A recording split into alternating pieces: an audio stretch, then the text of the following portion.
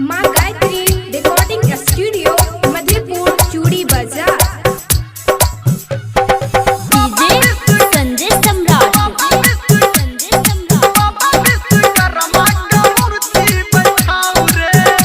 Temple music दुआरा पे ठीक से आसन लगाऊ रे, दुआरा पे ठीक से आसन लगाऊ रे, बाबा विश्वकर्मा का मूर्ति बैठाऊ रे।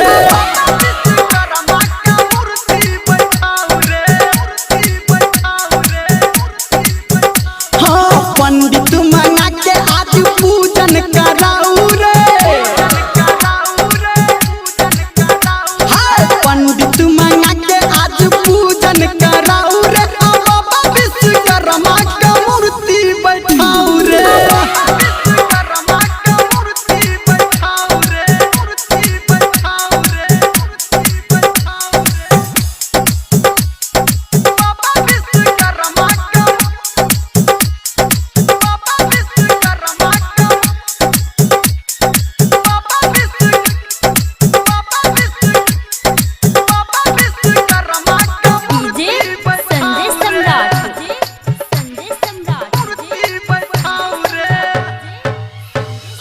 बाबा के महिमा छै सबसे निराला, सबके खोलै छै ई किस्मत के ताला।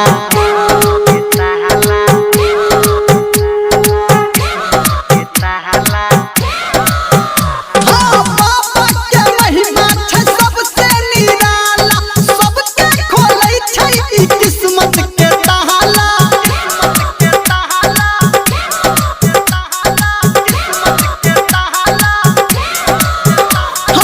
मेहनत से आज पंडाल सजाऊ रे, मेहनत से आज पंडाल सजाऊ रे, बाबा विश्वकर्मा का मूर्ति बैठाऊ रे।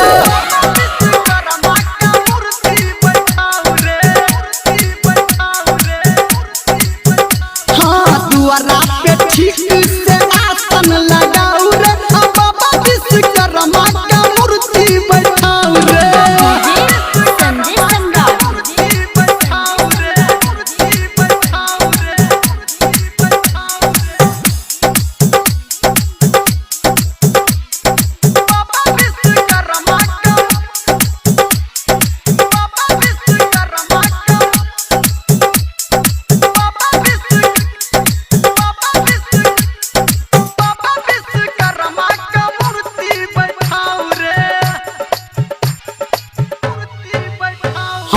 आइए पूजा हा बाबा के सगर, हा बाबा विश्वकर्मा हा तक तैरे हमरो।